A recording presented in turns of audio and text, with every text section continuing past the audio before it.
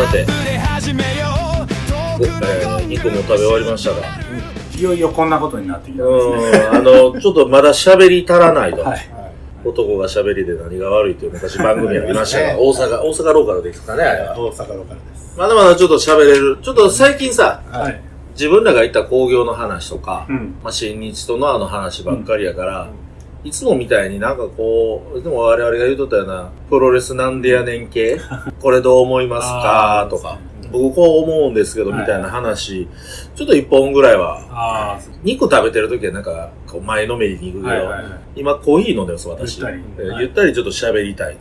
なんかあります？僕は編集しながら、新たに学んでいくことが多いんですけども、前、鉄板焼きの時にね、試合の話をしたんですけど、若手選手の鶴谷選手の話になりました。はい、お父さんが鶴谷博さんね、今のコーチなんですけど、一応、プロフィールをパッと載せるときに調べとったら、鶴谷博さんおとんね、めちゃくちゃアントニオ猪木ファンで、その話を自分の YouTube でしてはるんですけど、鶴谷さんが大学生の時、立教大学の学園祭に行ったの時に、そのアントニオ猪木のなんかイベントがあったんですって。トークショーかなんか。で、その最後に、なんかみんな質問ありますかとか言って手挙げて質問コーナーがあって、壇上に上がるんですけど、猪木さんと、もう僕はめちゃくちゃ猪木ファンで、僕に気合のビンタをやってくださいって言ったんですって。闘魂注入ね。で、その時は闘魂注入っていう言葉なかった時代じゃん。レスリングやってるんで大丈夫です。やってください。ビンタやってもらったんですって。取材も来てたの。TBS から。で、それが、たけしのテレビタックルで流れて、たけしになんだこの学生ってちょっと受けて、話題になったんですって。猪木の闘魂注入の元祖って言われてるのって、早稲田予備校。腹殴れって言うから腹殴ったら、ビンタされた。有名な。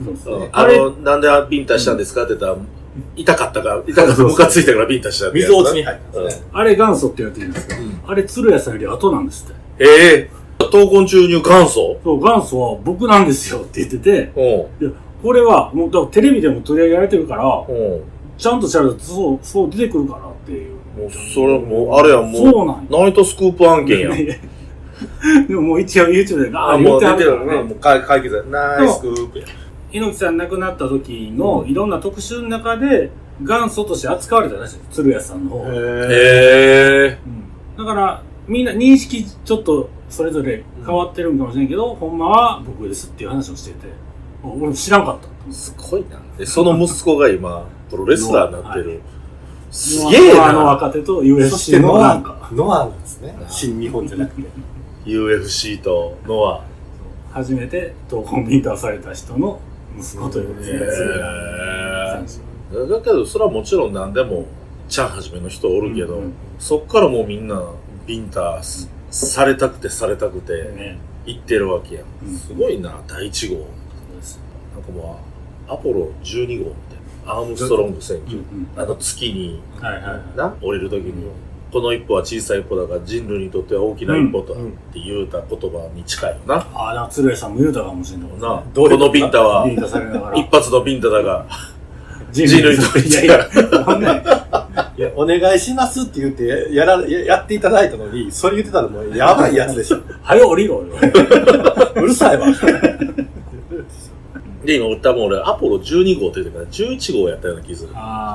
僕カメラ全然回ってないところで、猪木さんのビンタ見たことあるんですけど、この人ストレスたまらへんやろなっていうぐらいテレビ用じゃないビンタって上司の人たちがみんなこぞってやってください、もう今度機会ないんでやってくださいって言って、ひろきプロさんやろって行けだけど、そのビンタをもうほんま至近距離で見たら、いやこれ僕無理ですわってなって、今もうどれぐらいすごいか分かるわ。ビンタをずっと今ビンダって言う殴られた後みたいな言い方してる。いや、もう想像ビンタで口腫れてんもん。オーダーのだみたいな。それは会社でこれは写真撮りますねっていうやつが1枚だけあって、その後はもうサービスでビンタしてくれる。8人、9人ぐらい並ばれて、で次々にお腹力入れてくださいってこう指さして、バーンってやっていくんですけど、もう、キラー猪木の目みたいな、もう、ほんまに、体のとことこう、横のデスクにバーン当たる、みんな、バーン、だからなぎ倒していくみたいな。小艇やん。だから一回、ジョヤの金の回数だけビンダあった。ビングで。ビンダ。またビンダ言うたね。ビンタ。あれってやっぱこう抜いてるんですよ。僕からしたら。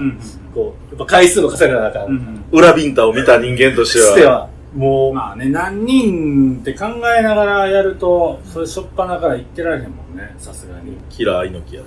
それは、ひろきは今思うと受けたかった。いや、嫌です。今でも。今でも嫌です。全然嫌です。それでなんか耳がちょっとおかしなったって、いろんな方おっしゃってた。いろんな方が。もう集団訴訟でもやってくれって自分で言ってるんでね。この人ストレスたまらんよなーって猪木さんに向かって思います。そうか。猪木さんストレスたまることあると思うよ。議員時代に質問の時に元気ですかって言って怒られとったから。いや、意味わかんない。大きな声は出さないで。そう。怒られとった。僕今レッスルユニバース入ってるんですけど、マンデーマジックが楽しい。野沢選手カード一切発表なしで出てくるんで、いきなりハヤブサとかね。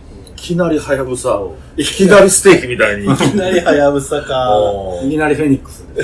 いきなりフェニックス。もう大技やん。いきなりフェニックス決まるかな。フレッシュな状態の。新体操の決め技ぐらいになってんだよ。あれは楽しいですね。お茶濁せへんカードですよね。普通に興行でも、事前に告知してて、集客埋めるようなカードが突然、さっき言うときは、もっと盛り上がってるのにみたいな。毎回満席なんです。それはもうそれが実績や。カードは発表されてないけど、絶対おもろいやろっていう人が言ってるんでやって。だからそれはもう実績や。橋本大地が出た時も湧いたし、最近やと、グレート昨夜の前に、今の GHC 女子ベルトを持った岩谷真由が現れて、昨夜と防衛戦が決まって、来週やろうって速攻なって、マンデーマジックでこの間防衛戦あったと。それが良かったんですよ。面白かったんですよ。いろいろ、俺が知ってる中学卒業ぐらいまでの頃のプロレスとは違うな。田中将人選手がその試合でベルト奪還したんで、ハードコアの GHC ハードコア王座。すごいな、さすがやな。試合ちらっと見ましたけど、バリバリの動きですね。しかもあれ第一試合やから。お茶濁さへんな。しょっすいくな。トイレ行かれへんで。いや、ほんまに。毎時俺はもう後藤弘樹の試合はトイレタイムやって言うとくけど今はいけないですよね。今は無理もうワクワクする後藤の試合はもう総集編見れる俺後藤弘樹トイレ行ってたら見てへん試合あるかもしれんがなんか3時間まとめてくれたもう DVD とか全然見るよ。興行でねちょっと話変わるんですけど、中休憩ない時ちょっとつらないですか？ドミニオンなかったよな。ないです、ないです。新日本基本ないです。そうやろ、3時間ぐらいない時ってそこそこ辛いやん。3時間半とか、下手して4時間ぐらいあるんですよ。玉林がすごいの、もう微動だにしないですからね。もう、席から。大福食ってきてんねやろ。何でしたっけ？大福何の効果あるんですよ。水を、糖分やったかな。糖分が水を吸収してくれるから、体内に水っていうのが少なくなる。いずれは吸収すんねんけど、その即効性がない。僕、レッスルマニア7時間座りっぱなしで、クリスタルガイザー1本で。それでもね、健康に悪くないですか？いつぐらいから休憩なくなったの？新日。僕のイメージはね、ワールドでの放送がっつりこうやり出してから、なんか休憩明けんようになったような気するんですけどね。だから僕がまだに、20歳、21、22ぐらいの、30年ぐらい前やな。会場に見に行ったことないけど、プロレスって面白いよな。ちょっと見に行ってるんやったら俺も連れてってくれや、みたいな人が何人かおって。行って、うわーってなって、だいたい4試合目か5試合目終わったぐらいで、一旦20分ぐらい休憩あった昔は。100% その休憩の時に、一緒に行った人 T シャツ買ってる。あ、それもありますね、絶対ね。グッズの売り上げ。T シャツ買ってくるわ。何選手交代のって言われたから、もう一発目やったらライオンマークの T シャツ交代だったらいいですって言って、俺と一緒に行った人全員ライオンマークの T シャツ交代で、その場で着とった。欲しなるでしょって言った。休憩って、今から休憩ですって別に言わんでも、その代わりになるもんってなんぼでもやりようあると思うんですよ。この間大日本プロレスでもあったんが、チケットの席番でのくじ引きみたいな。大日本やりますよね。当たったらなんかグッズ用意してくれたり。ビンダ。体ごとやで。大日本やからね。蛍光灯かもしれない。ほんまにそれは望んでんのか。ホッチキス刺される。いや、それでもね、抽選で当てられんねやろ。僕、こんなもん罰ゲームでしかないやん。望んでないやん。はいはい言うてへんやん。バカって書いた紙、頭に打ち付けられる。最悪やん。むちゃくちゃ痛いやろ、ほんで。でも休憩、それで20分ぐらい持つから。そうですよね。で、空席あるじゃないですか。例えばおトイレ行かれてるみたいな。の方のとこは、じゃあ、スタッフが、戻ってきたら、お渡します。渡します。代わりにスタッフが、ホッチキスやられる時に、うわー言うて。みんな空席になるやん。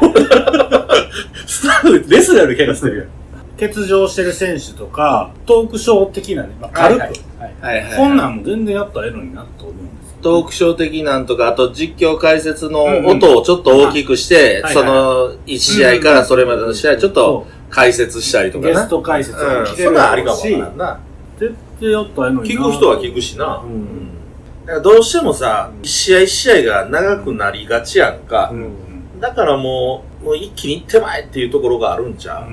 だからその休憩がないからトイレまでダッシュするやつとか、今しかないっていう人がガーって行くと、ずっと見てる人からしたら鬱陶しいんですよね。それが戻ってきて、何人もそれが通り過ぎるから。だからちゃんとその間を設けて、今はその時間にしましょうになると、ストレスは一個減るのかなとか。